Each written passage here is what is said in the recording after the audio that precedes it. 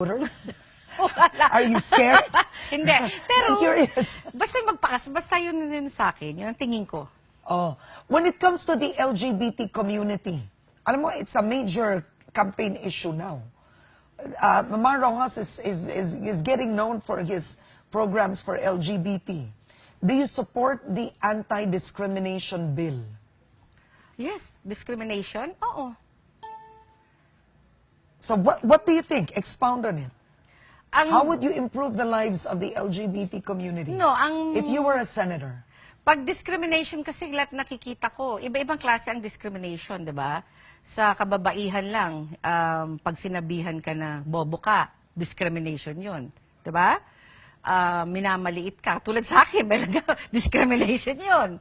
Yun yung mga ganun. So, kailangan magkaroon tayo ng batas na ipaglaban yun na yun yung isa sa actually pinag-aaralan ko yun isa sa programa ko yun na Okay. isa yun. Now, if you won a Senate seat, what would be your advocacy in the Senate? More on sa kababaihan. Like what? Boses ng mga kababayan like Magna Carta of Women. But then the law exists Yeah, already, nandun so na. what would No, you do? pero may mga bagay na hindi na-implement. Oh, like what? I want to hear. Wait, teka Yeah. muna. Okay. Sandali. Yeah. May mga katulad nun, di ba? Yung may mga na-rape na mga bata, wala pa tayong law na ganun eh, na pwedeng, what's this, yung mahirap, ay walang mag-witness doon sa batang yon o hindi bata na, basta babae, sabihin, di ba?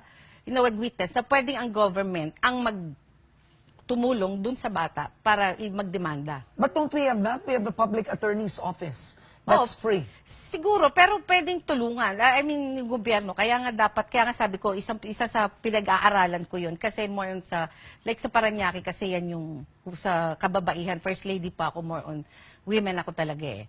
Nanalo, First Lady ako. So yan are you for the reproductive health law? Oo naman. Yes, in all Yes. forms, or yes, with reservations? Yes, with reservation. Oh, what are the reservations? Kailangan mo ba sagutin? Of course, you're running for the Senate. Ha? Oh. To- What are the reservations? Contraception. Anak. Should the government spend for contraception? Should the government spend in each Kasi- barangay to have pills there, condoms there?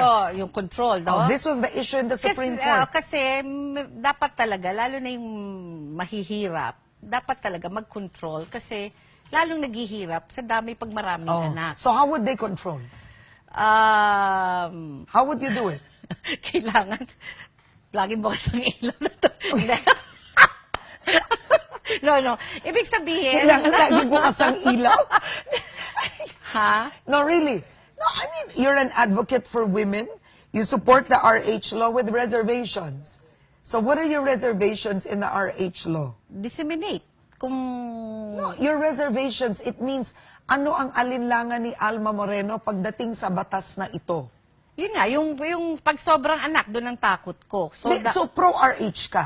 Oo, kasi kumbaga, katulad sa akin, yung dapat, hindi ko alam po, dapat kasi, pag kaya mo, pwede ka mag-anak. Oo. Yung mahirap, sana matuto, i-seminar natin na mag-control, ito yung gagawin, yun ang kulang natin. Ipaalam natin sa tao. Kasi sa bumababa kami, grassroots, bawat barangay, kausapin ng barangay captain, basta Oo. mag-seminar Tama. tayo, turuan natin. Oo. Tama ka, Alma. So, ang sabi mo kasi ito, para ako sa RH law with reservations. Yeah. Ang ibig mo sabihin, gusto ko ng RH law, pero merong mga bagay sa batas Oo. na hindi ko gaanong gusto. Oo. Ang tanong ko, ano ang hindi mo gusto sa RH law?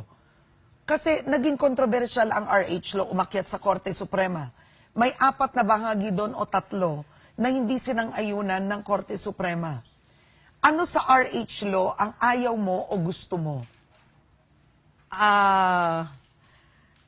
Teka, nawawala ako. Oh. Hindi ko pa hindi pa ako napupunta doon. Okay, tanong ko na lang. Pills. Sang-ayon ka hindi?